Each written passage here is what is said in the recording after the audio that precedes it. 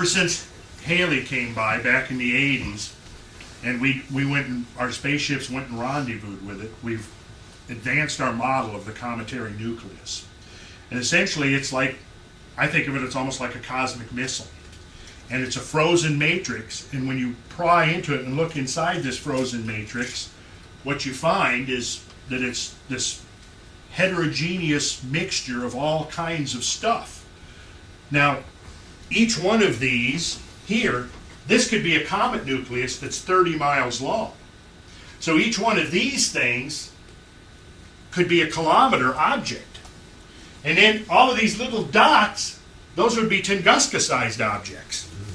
100 to 150 feet in diameter. What happens when something like this comes into the inner solar system, is passing around the sun, and begins to disintegrate? Here's the realization that has dawned in the last decade, is that you can do the statistical studies and say, well, the probabilities of the Earth encountering a cometary nucleus are quite low. And yeah, that's true. It is, the nucleus. But when the nucleus disintegrates, those probabilities change dramatically.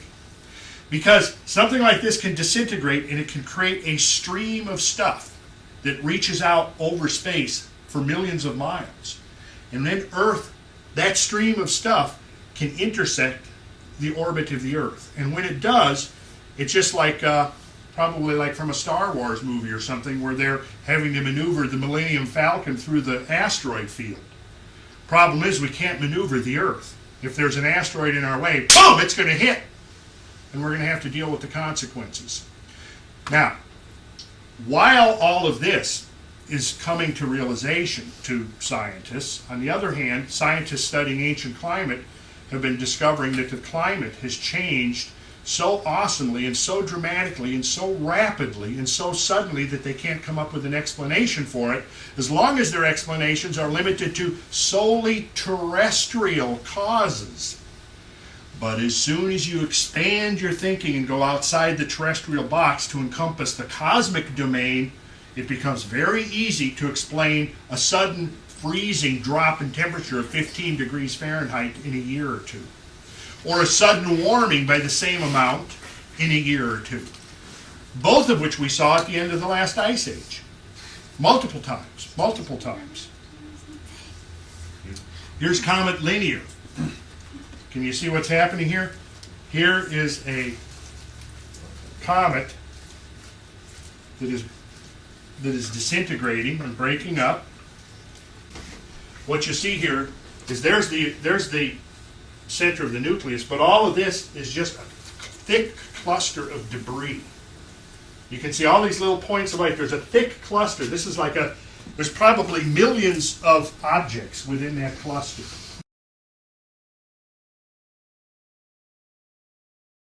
Quickly, we'll go through this. Near-Earth objects evolving census. From 1801, you come down. 1898, first asteroid seen approaching Earth was Eros.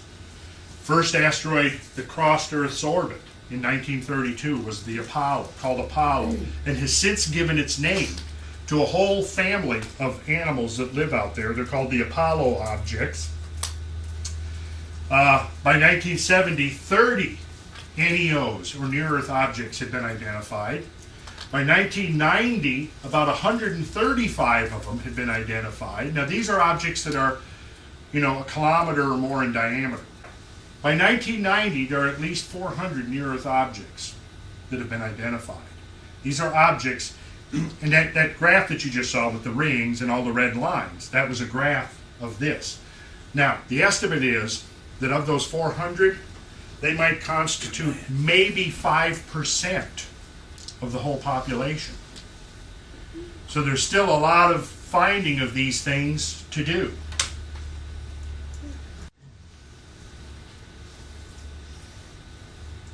And you've seen a lot of this, so I'm going to hurry through it. Pronounce those words. Have you seen this? Have you seen this? Some of you may not remember, you might have not been here for this. This shows where in Siberia the thing exploded. which interestingly is right on, you know that rift zone you were talking about, Dennis? This explosion was right over that rift zone. Yeah, you can see here's Alaska over here. There's Lake Baikal, the deepest lake on Earth. There was the explosion right there, just at the northern end of the taiga forest. Had it gone any further north, it would have been up in tundra. And then there wouldn't have been of the forest devastation available for science to study. A closer look shows from the various eyewitness accounts attempting to reconstruct its entry into the atmosphere. This shows that shows the outline of the tree fall right there. That's the tree fall, the area that was of old growth trees that were blown over. Here is a graph showing all of the places over Europe where it was light all night after the explosion in Siberia. Anomalously bright nights were reported following the Tunguska event of June 30th. June 30th. This is critically important. The date, June 30th. And this was an artist, somebody who actually survived it, did this painting, showing how the blast wave is coming across, just mowing down the forests, throwing people off their feet. Let's get through this guy. Here you've seen where the forests have been blown down. There's this epicenter, the devastation. And under the epicenter, and this is critically important too, under the epicenter there was a series of these shallow elliptical depressions. Shallow elliptical depressions that seem to have been formed in some undefined way by the force of this explosion. They had to drain that? Yeah, they had to drain that. How'd they drain it? Well, they dug a ditch out of it, probably into a creek bed nearby, with the idea that they were looking for pieces of the meteorite. This is looking out into the area of the epicenter. This is what it looked like in the 1980s. There were the trees that were blown over in the 1908. And here is ground zero. In the foreground, we have the ring of trees that are standing up where the blast wave came down vertical.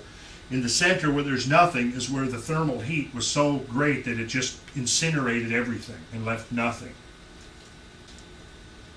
And here you can see, this is a poor photograph, but here you can see some of those shallow elliptical depressions, which are going to turn out to be a very critical piece of evidence. How were they created? Probably by shock waves. But why little ones instead of one big? Well, concentric? because what apparently happened, and this is theoretical still, the main object disintegrated into hundreds of smaller objects that then went deeper and exploded themselves. And there's what it looked like in the 80s. The forest is regenerating. So by another century, you won't be able to see any evidence that this thing happened. That's important. And there you can see one of the holes, the elliptical holes, the elliptical depressions that it left. Now these elliptical depressions are a critical piece of evidence, because if you knew that this kind of event under certain circumstances could create these elliptical depressions, that might actually be a landscape feature that one could look for if one was trying to identify other Tunguska events that may have happened. I mean, this in 100 years will have forests and trees growing in it. But if a careful mapping of the contours and the topography would show that the depression was there. This makes very interesting reading. Okay, here's the area of devastation again. And this right here represents the limits of the tree blowdown. Why do they call it butterfly? It looks like a wing. Well, look. Oh, yeah. it's a wing. Okay. Can you see? Here it comes out this way. Right. And what this tells you is that the single object broke into two, actually. And there are actually two centers. That's only been recently identified. Okay. Here's the city of Atlanta, metro area. You see 285. Smyrna is, we're right out here somewhere. Now look, go back. Within this ring is where all of the trees got knocked down. We're talking about 3-foot wide trees. A force that would knock a 3-foot tree down, a forest of 3-foot trees would knock Sam's house down, right? It would be strong enough to do that.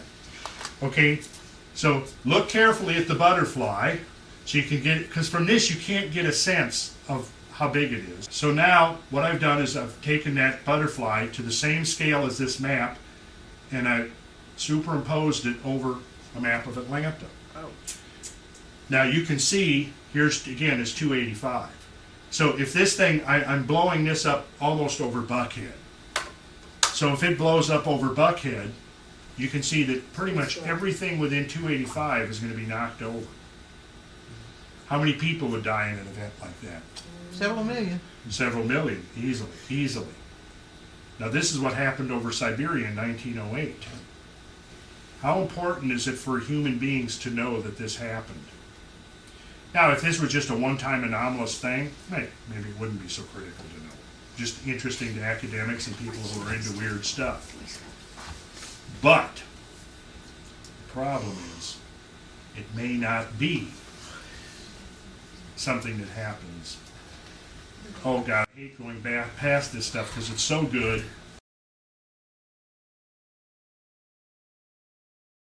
And we'll just go through this. Notice the dates here. This is the 24th of October. And then a couple of months later, we have another close approach. Now notice this one, the size of it, 150 feet. So what is it about the same size as? Tunguska, yes. Oh, June. A new study estimates 900 large asteroids cruise orbital superhighways where they someday might strike Earth. Oh, and then yet so far, astronomers have found only 40% of the big space rocks. At least 0.6 miles, so a kilometer wide. And of course, what I'm getting at here is that they will find things a half a mile wide, but they're not going to find too many things the size of Tunguska until they're right up on the Earth. And that likewise goes for swarms of Tunguska-sized objects. And that's what we're getting to here. Why, they can't see it? No, because they're too small until they get close to Earth. It's a lot easier to spot an object a half a mile wide, 1 million or 10 million miles away, than it is to spot an object 150 feet in diameter. Maybe put satellites with radar out there. Well, what we need is tracking bases on the moon. That's the ideal place to really make a population count. We'll keep going. How many of these have there been, and why this doesn't make major news? Yeah, really. That's Well, the because question. people are more interested in Britney Spears and Paris Hilton and et cetera, et cetera. And yet another one. See, all of these are happening unbeknownst to the vast majority of the sleeping human population. Every one of these is an event, a singular event.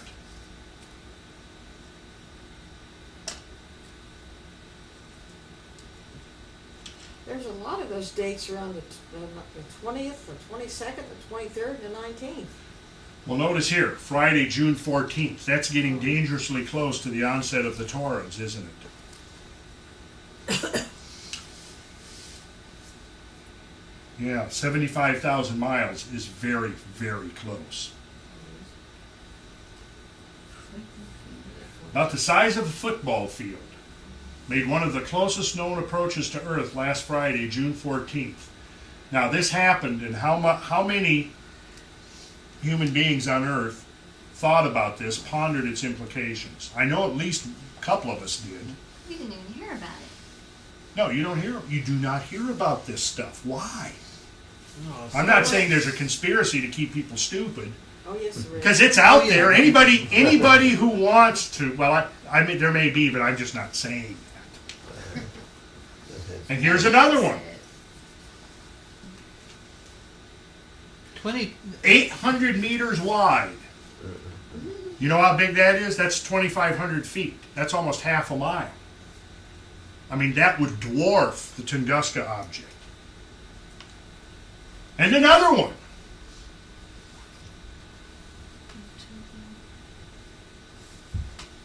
Now this, a small house, this is smaller than the Tunguska, but it's big enough to cause havoc on the surface. This could be, something like this might be equivalent to the bomb that detonated over Hiroshima. 15 kilotons.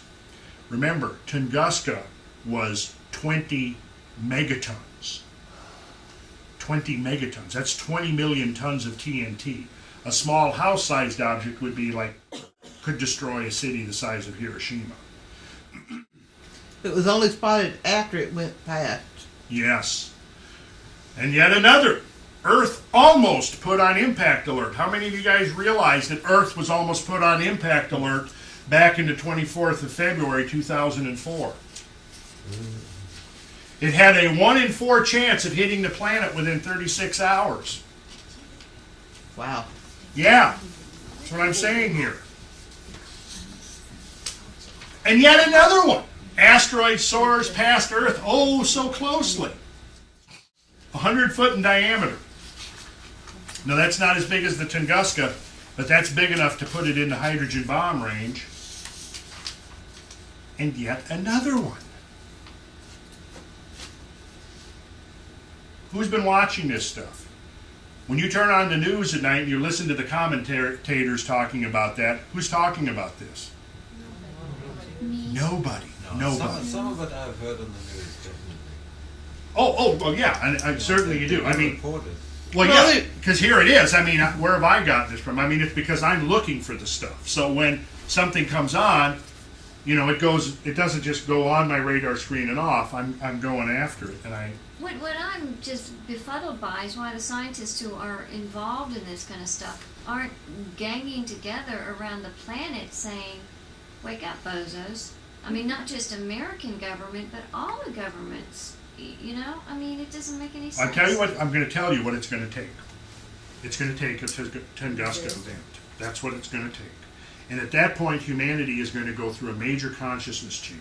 Major consciousness. We've been talking about humanity going through major consciousness changes for 30 or 40 years now. Remember harmonic convergence and this and that?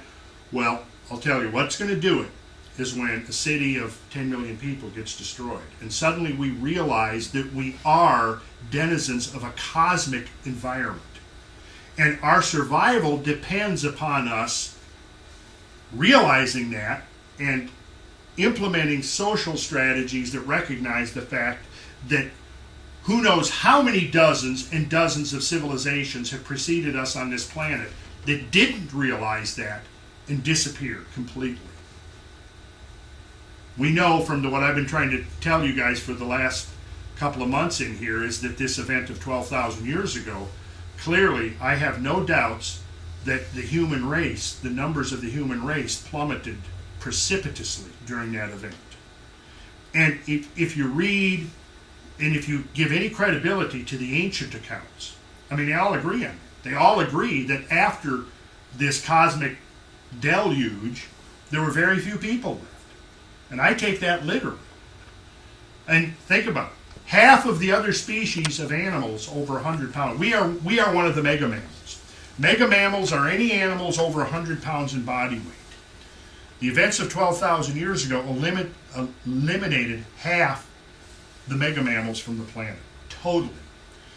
I mean, if 100 woolly mammoths had survived, think about the buffalo. They almost went to extinction, but there was a few hundred of them left, and now we're eating buffalo burger from Kroger, right?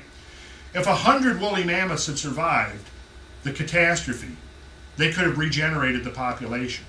But not one single one over the whole entire Earth survived. Not one single saber-toothed tiger. Not one single giant ground sloth. And I could go on with a list of 130 species of large animal that disappeared almost simultaneously within 1,000 years over the entire Earth. Now, the events that eliminated those animals also almost eliminated us. And yet, there's a political movement afoot today. There's actually a website you can go to. It's run by several former members of Earth First. And what they're purporting to do is to show that all of the mass extinctions of the last 100,000 years were caused by humans migrating. Yeah. Now, you can read that, and they make not one single reference to non-anthropogenic climate change. That is, climate catastrophes that happened independent of people. Not one mention of that. This one. Look at there. 4 minutes and 46 seconds. Not even time enough for a shower, unless you're in the Marines. The difference between life and death for millions on July 13th, 2029. How many of you knew that? We might be 4 minutes and 46 seconds away from an impact in 2029. Unless something perturbs its orbit, which could happen. On one thing, if nothing natural perturbs that orbit, I hope that by 2029, we humans are able to perturb the orbit. And what is a natural perturbation? What is what? What would be Oh, a natural? well, if it got hit by another object, Is that common? or if it passed by, made a close pass by a planet, it could slightly adjust its orbit. So it's pretty common to readjust orbit. Yes, but not necessarily that common within a couple of decades. Okay. It all depends on how many orbits it goes around and how close it comes to other planets, primarily, or other objects. The closing velocity of an incoming asteroid is about 12.6 kilometers per second. And if it were to cross the Earth's orbit, a near-miss distance in thousands of kilometers would translate into a mere few minutes from impact. The 2004 MN4 could have caused a catastrophe that would make the Asian tsunami seem like a walk in the park. This isn't pie-in-the-sky doomsday type speculation, but documented scientific fact. As tracking proceeded, the figures have fluctuated slightly, and the closest astronomers predicted the asteroid 2004 MN4 would miss our planet as a mere 3,380 kilometers. 0.50, less, just slightly over half an Earth radii. So it's, so they're not saying it's going to hit, they're saying it's going to miss. But it's going to miss by less than 5 minutes. So if we're around in 2029, we'll be able to see quite a spectacular astronomical event when this thing passes by the Earth. Now, could something perturb it so that it changes its orbit by 5 minutes? Perhaps. Hopefully not. But again, what this is confirming is that the quiet, empty space that we imagined half a century ago is an illusion.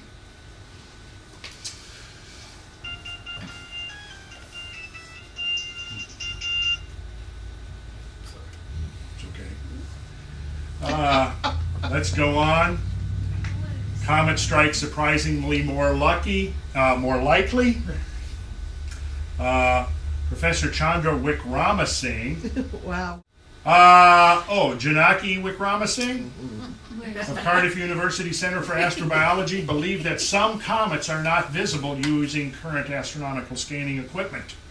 They argue that if this is the case, international programs designed to detect near-Earth asteroids and ways to reduce the worst effects of them colliding with Earth may need to be urgently reviewed. Professor Wickramasinghe said it's possible that we are missing many of these Earth-threatening objects, and we need to think again about mitigating strategies, some of which assume decades or centuries of warning before impact. The team has found that the surfaces of inactive comets, if composed of loose, fluffy organic material like cometary meteoroids, develop such small reflectivities that they appear invisible.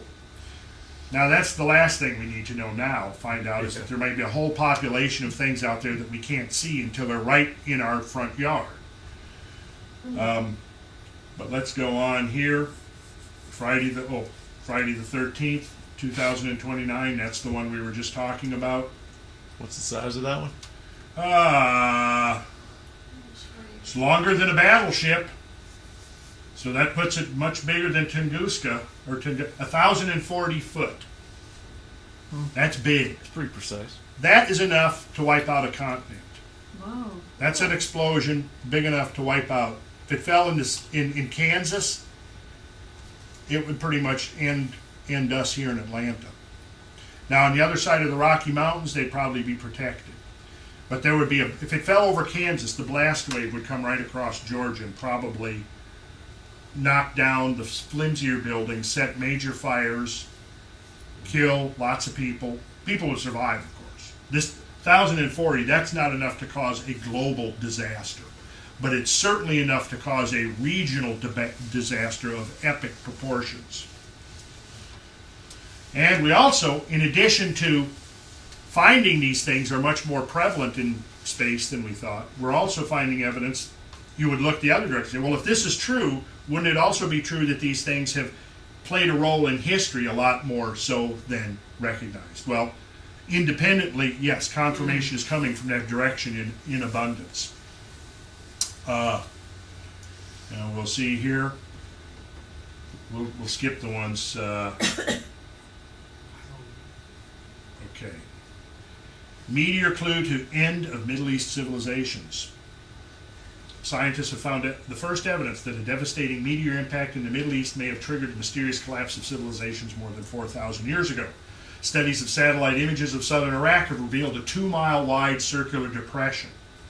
2 miles wide means an explosion of about 100 megatons. So that would be like blowing off 5 of America's largest hydrogen bombs ever that we had in our nuclear arsenal. Now, if that happened 4,000 years ago in the Middle East, would that event have played a major role in the emergence of civilization? Well, I would say that it would have played the major role. Not just a role, but the major role. Scientists say comet smashed into southern Germany in 200 BC. And here's the question being asked in 1999. And in 2008, 2007, the answer to that question is almost certainly yes. That asteroids and comets did turn the tides of civilization. New evidence supports the tales of ancient scribes and identifies brief but brutal times of worldwide ecological catastrophe. The evidence is in tree rings, which clearly show several years of cold weather that stunted growth beginning in AD 36. The rings show similar events that begin in 1628 BC and 1159 BC. What weapon does nature wield that is powerful enough to alter the course of civilizations within a few years? The most likely explanation, the best fit with the evidence, is that described by both Chinese and Europeans as dragons in the sky. Now, somebody at a talk that I did a number of years ago said, well, if these comet events and stuff were all as prevalent as you claim they were, then there'd be all kinds of accounts and written records and stories and stuff about them. And my answer was, well, there is. But you just have to read and understand and interpret the symbols that were used to describe these things. They weren't described using the same words and terminology as modern astronomers do. They were referred to as dragons, or spears in the sky, or swords, or burning torches, or brooms sweeping away the old. There was many. I've got a list of them for you here. Briefly, I'll tell you what this was. In 1913, about 9:05 p.m., 9th of February, 1913, there suddenly appeared in the northwestern sky a fiery red body, which quickly grew larger as it came nearer, and which was then seen to be followed by a long tail. To some observers, the tail seemed like the glare from an open door of a furnace. The body moved forward on a perfectly horizontal path, with peculiar, majestic, dignified deliberation, and continuing its course, it moved on to the southeast, where it disappeared in the distance. Now, if that had been the end of it, it probably would have been an impressive event that these people who witnessed it would have remembered for the rest of their lives. Does it say where in the world those people were? They were up in Saskatchewan. So that bounced off the atmosphere and went back out? Well, it was moving, in a way, yes. But before the astonishment aroused by this first meteor had subsided, other bodies were seen coming from the northwest, emerging from precisely the same place as the first one. Onward they moved at the same deliberate pace in 2s and 3s, with tails streaming behind. They all traversed the same path and headed for the same point in the southeast. Gradually, the bodies became smaller until the last ones were but red sparks, some of which were snuffed out before they reached their destination. As to the number of bodies, there was a great diversity of statement. The usual estimate was from 15 to 20, some said 60 to 100, while others said there were thousands. However many there were, what you have to picture is that Shoemaker-Levy-9 chain of pearls on a smaller scale coming in and going just tangent to the surface of the Earth, almost horizontal to the surface of the Earth, from Saskatchewan, where they were first witnessed, over the Atlantic Ocean, where they were witnessed by sailors at sea. The entire time occupied by the display was about 3 minutes. The stretch over of country over which the display was seen is unprecedented. In the present case, persons dwelling 2,500 miles apart saw the same bodies. Moreover, the descriptions furnished by observers in Bermuda, in Ontario, and Saskatchewan do not materially differ. So, at the very low end, you've got 15 to 20 of these objects. At the high end, hundreds maybe. Okay? Observations of the size of the bodies were very discordant, but there is sufficient evidence to show that they were of considerable size. Several observers considered the leading body to have a diameter equal to the full moon. One observer estimated the diameter at half that of the full moon, and another at 1/15. The last estimate gives a real diameter of 123 feet. The largest bodies were probably at least 100 feet in diameter. The tail of the largest meteor is estimated to have been 39 miles long. Now, the ones that were counted very plainly by people, where there was maybe 20 of them, were the objects that were at least 100 feet in diameter. Now, ponder for a minute what we're talking about here. We're talking about a stream of potentially a couple of dozen or more Tunguska-sized objects coming in, circling the Earth for 2,500 or more miles, and then probably going back out into space. But now imagine, again, if this stream had come in at a slightly steeper angle, and you had 20 or 30 Tunguska-sized explosions over the United States in 1913. That'd be a mess.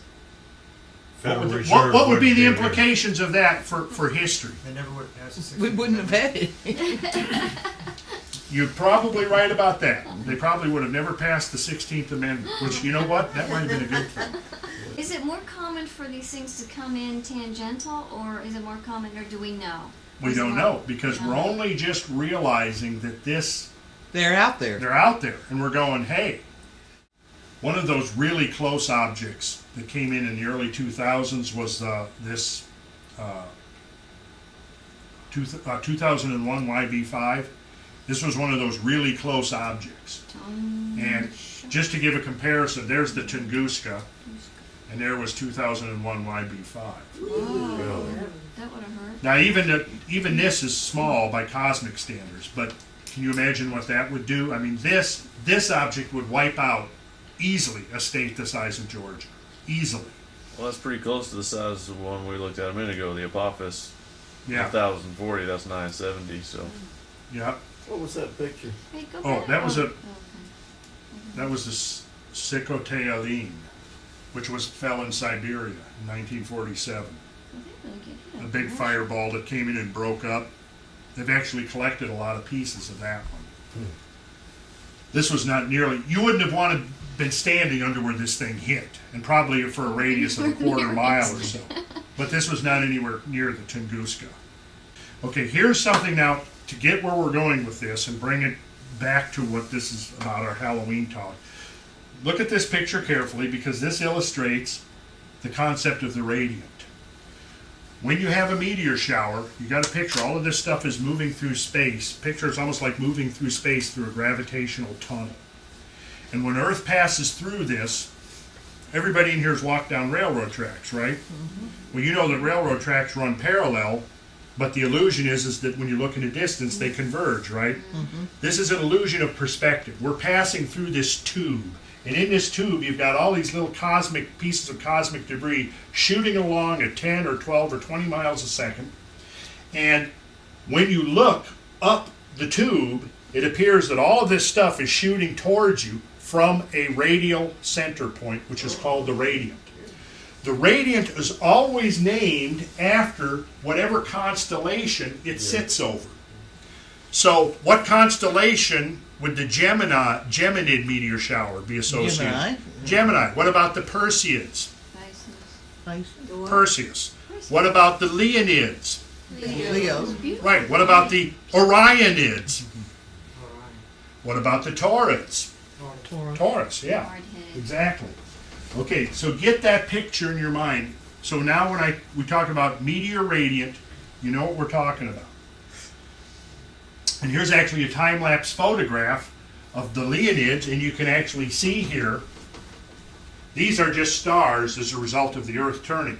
But these lines coming out here Are coming at you? coming at us, yes, from the radiant, which is almost, would you look right at Leo and look at the heart of the lion, Regulus, and that's very close to the radiant center of the Leonid shower.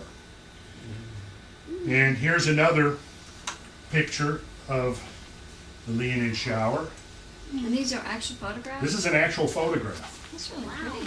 Aren't they gorgeous? Oh, yeah. Of course, now all of this stuff is very small. This is not enough to cause any kind of catastrophe on The the Earth. straight lines you mean? Yeah, now see, we're not looking up the stream here, we're kind of looking across Sideways, it. yeah. But those are small and they wouldn't really hurt. No, Too bad. exactly. And here is a photograph of the radiant and centered over Leo. Here you see the cross section, here's the lion's head, and here are the Leonid meteors shooting outwards. You see that? Sorry. Yeah, but I didn't want you to see that part. Now, here we're getting to something where we're getting borderline. We're getting up to the size of something. This might be an object that's 20 feet, 30 feet in diameter. Still not going to kill people on the ground, but it's going to cause hell of a light show to see something like this. Is this a real photograph? Yeah, Really? this was in Australia a couple of years ago. Did it land in the ocean or on No, land? it skipped? burned up in the atmosphere. Burned up. This was taken by a boy in high school who just happened to be out taking a picture of the clouds. Cool. And then all of a sudden this fireball comes in. I hope he got paid well. Now we get to the great Torrid meteor stream.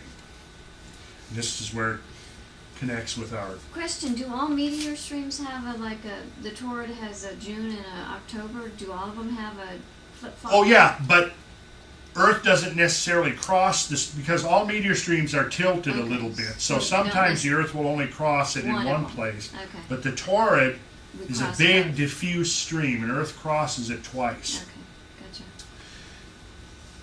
Wednesday, June 25th, 1899, a big fireball with an explosion came over Kansas. And it's known as the Farmington Meteorite. And the Farmington Meteorite was one of the first indications that there was something unusual about this late June date. Now notice this is 1892, so this is what, 16 years before Tunguska.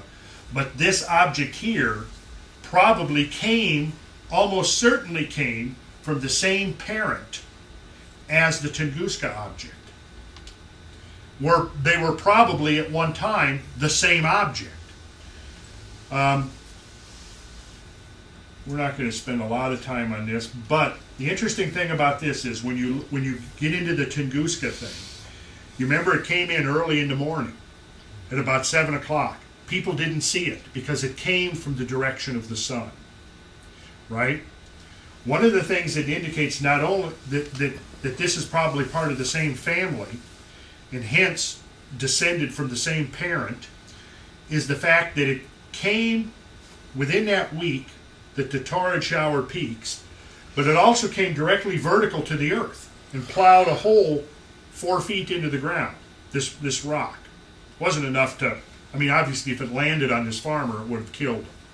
But it landed close to him, and he went over, and they were actually able to dig this thing up. It came at high noon.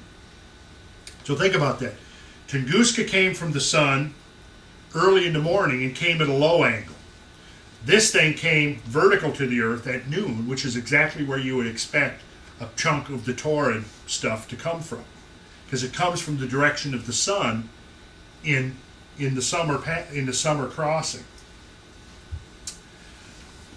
Then in 1940, Fred Whipple, famous astronomer who just died a few years ago, did the first photographic study of meteor streams and concluded that what he did was he did this study of 14 meteors over a period of several months that were in the Torrid stream. Then he regressed their orbits. Over a period of several months, he had enough of their orbital geometry that he was essentially able to play it backwards. And when he did that, he discovered that all these pieces, as they went around the sun, they got closer and closer together until finally, 1,400 years ago, they clustered in one place. And then he kept regressing it, and then that was half of them. Then the other half, 5,000 years ago, clustered into the same place. So from that, Whipple was able to conclude that 5,000 years ago, there was some object that underwent a fragmentation and produced the 14 meteors that he photographed. Now here's a graphic to help you understand how this works. Here is Earth's orbit. Obviously that's the sun. We've got Mercury, Venus, Earth, Mars, and then out here we have Jupiter, right? Now, two of those objects that he photographed, 697 and 712, represented the outside limits of what appeared to be the stream. And there are these orange ellipses. Now, I've got the arrows showing they're moving in this direction. Okay, now this is the paths of two objects. Within this stream, there are of course millions of objects, all clustering around, but overall, mostly within this zone. Now here comes the Earth. This, oh, by the way, is the spring equinox line pointing to Aries. So when the Earth is shown right here, the sun is in Aries, so the Earth at this position, it would be spring equinox. Okay, so now you go from spring equinox around March 21st, coming around here, and here's late June. Right here, you see this? We're getting here to late June. It's crossing the stream right here. Now at this point, the objects are coming like this. They're coming around. So as we're coming here, if we looked towards the direction that an object was coming from, we'd be looking towards the sun. Continues around. Now here we come up. Again, here we're crossing fall equinox, September 21st. As we get up here now, we're getting into late October.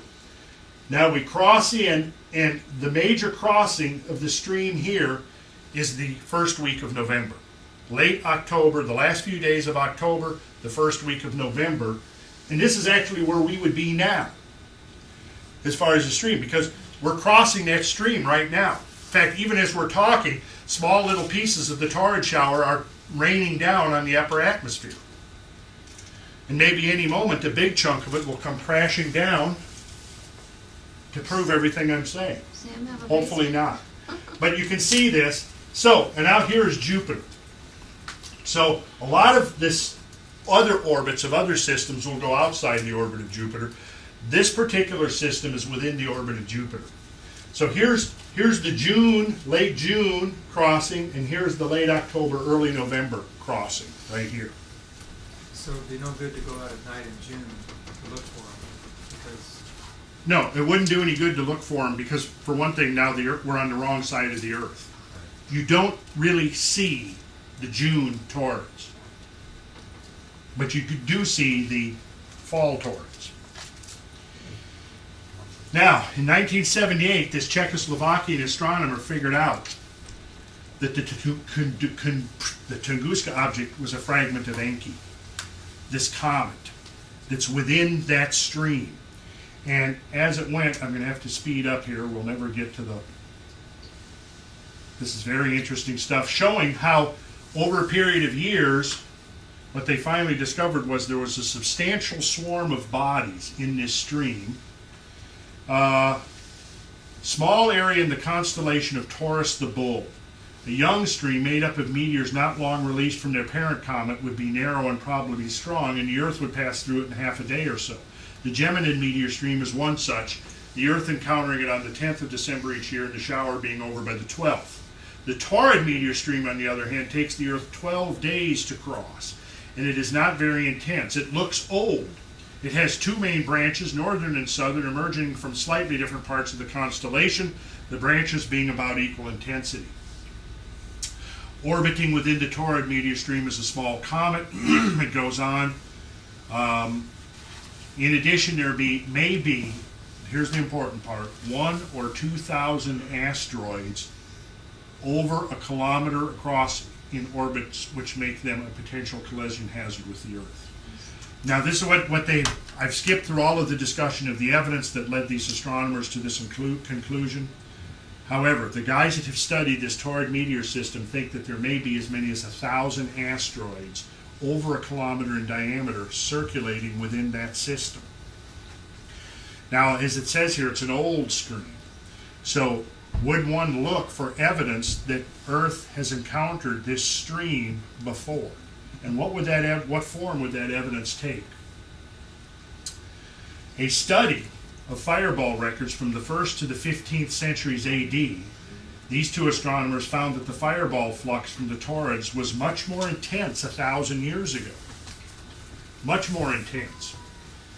In fact, the Soviet astronomers found that the Taurids were the most powerful shower of the year in the 11th century. Let's go on here. Two recent discoveries confirmed the suspicion that the stream is a remarkable one. The first of these is that amongst the 80 or so known Apollos, 6 or 7 are orbiting within the Taurid meteor stream. Hephaestus, Oljato. Hephaestus is 10 kilometers in diameter. That's the same size as the big dinosaur killer that struck the Yucatan. Oljato, a dark asteroid, about 1.5 kilometers across. It goes on. I'm going to get here to there's a picture of a Taurid fireball photographed on October 28th of 2005. Where's that at? Oh, I'm trying to remember. Where it's cold. Cold, Yeah. mountainous. Yeah, I think it's out west. You think it's, And if you look at that fireball, you can see that it's breaking up. yeah.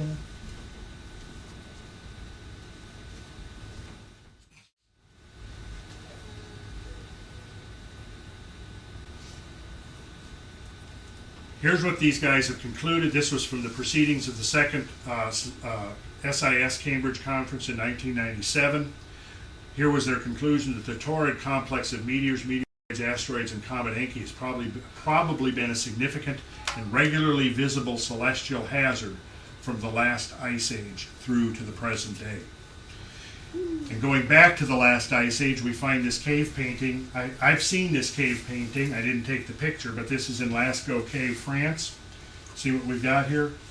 Taurus the bull, and there's the Pleiades, which according to some reckonings is part of the constellation of Taurus.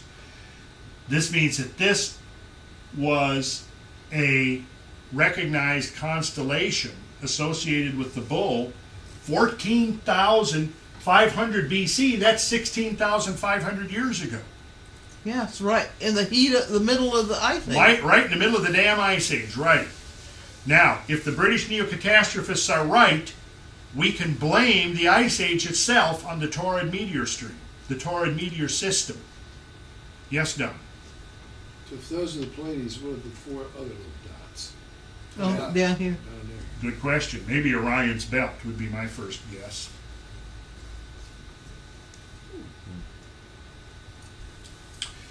And here is a table showing all of the so far identified meteor streams, active comets, asteroids that are part of the Taurid system. These are impactors on the Earth or Moon. The boulder flux of 1971 through 1977. The boulder swarm of 75, that's the one that I told you about. The Tunguska object of 1908, and the Bruno object of 1178. Now that is an interesting story.